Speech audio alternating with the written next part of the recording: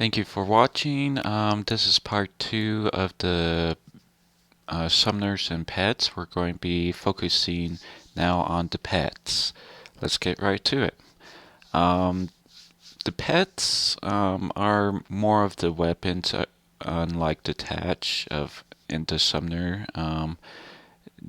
The pets will have their own individual levels, stats, and so on. There are technically 7 different types of pets, each with their own unique set of PAs. The PAs are unlocked as you get the pet in a higher level. Alright. Going on to Wanda. Wanda is a pet that you can get from the start as a summoner class if you make a new summoner character in the summoner class, or you can talk to Peritro after you get your summoner's summon order from Afrin. The pet has some good AoE PA attacks to it, kind of making it a good mob AoE attacker. Some people do like having Wanda as a pet, but as for me, I don't really like Wanda. In fact, I think of it as trash. Reason why I have named it such. Viola. Viola is a pet similar towards Wanda in many ways. However, it does have the PA Viola change. It becomes a whole different version of Wanda, as you can say. Viola changes of Viola's PAs to a much beefier yet slower version of the attacks. The cost of the PA is still the same, but when in Viola change mode, the recovery of the PP is reduced. With Viola change active, Viola becomes a good boss crusher. However, you would have to constantly be changing in and out of Viola change because you need PA or PP. Alright, moving on to Trim. Trim is one that I could say that isn't all too different to Wanda, but Trim is pretty much more agile, more accurate, and highly aggressive compared to Wanda, in my opinion.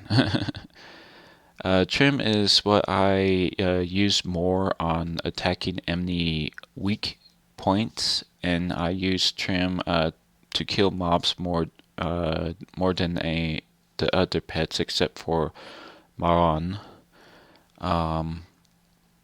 Trim does have a few AoE PAs like Trim Stab or Trim Shout, but I mostly use Trim Stab for mobs and then use Trim Slash for bosses. Sally is a tactical pet, and tactical pretty much defines everything about it.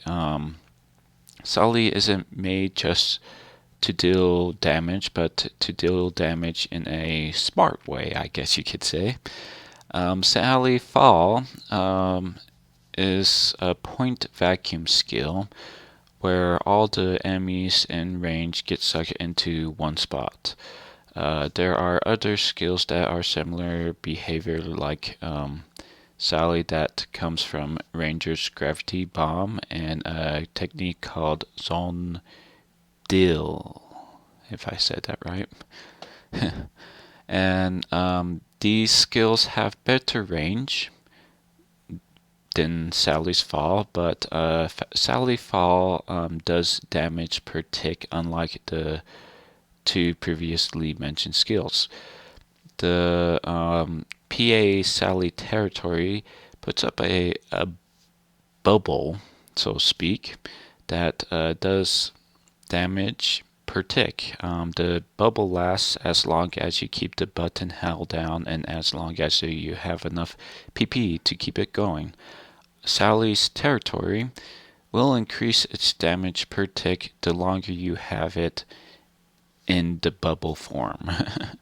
The bubble will not move once it's formed, which can be a good thing and a bad thing.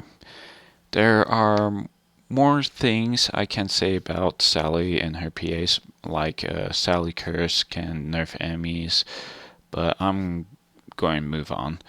Alright, we have Melon and Mao. These two pets are not that much different in PA factor. In fact, they literally have the same PA. What makes these two pets different from each other is the stats that they have. The green melon has high defensive points but suffers greatly, and I'm going to express that, suffers greatly in HP, while the yellow marron has high HP and suffers not so much in defense points. Melon has slightly more dex, Marron has slightly more attack power. Melon is generally viewed as the weaker pet compared to Marron in base stats, and I have to agree. While defensive points can reduce damage, it can only reduce damage by so much. HP will be the greatest factor in defense for these two pets. The PA Marron or Melon shield will make your pet act as a literal meat shield for its master, absorbing any frontal damage the master would receive.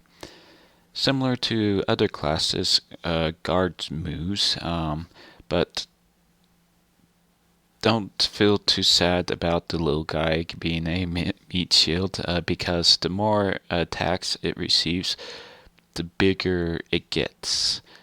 The biggest form of Melon Maon is when the pet is shrouded with a purple flame.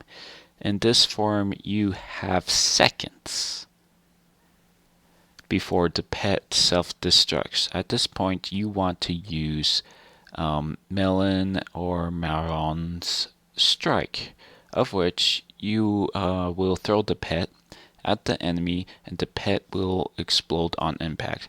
The explosion does a large amount of damage to surrounding enemies, and because of how high the damage it does, Melon and Maon are well known as the nukes in PSO2. Because of the PAs and it's being a nuke, the pet is the most ideal pet for most summoners. Even having a nuke army is pretty well known. It's the best decision I've made. I love having my nuke army. And lastly, we have the exclusive Rappy. Unfortunately, I cannot acquire the Rappy Pet. This pet is a special reward for those who get the deluxe package that SEGA sells. This package can be bought at one of my favorite sites that I like to use, playasia.com. And it will give you a 10-star Rappy Pet as one of its rewards. However, if you have no money like me, there has been an announcement that the Rappy Pet will be released sometime in the future. As for when, I don't know. And it probably will not be released for a long while, maybe a year or so after this video comes out. In any case, this pet is known to be a pretty dang good pet, from what I understand. It has a few PAs that a lot of people have noted that have done well in combat. Alright, thank you for watching. Hope this video helps you understand summoners and their pets more. If you have any comments or questions, please go ahead and leave them in the comment section. I'm happy to help anyone in any way I can. Have a nice day.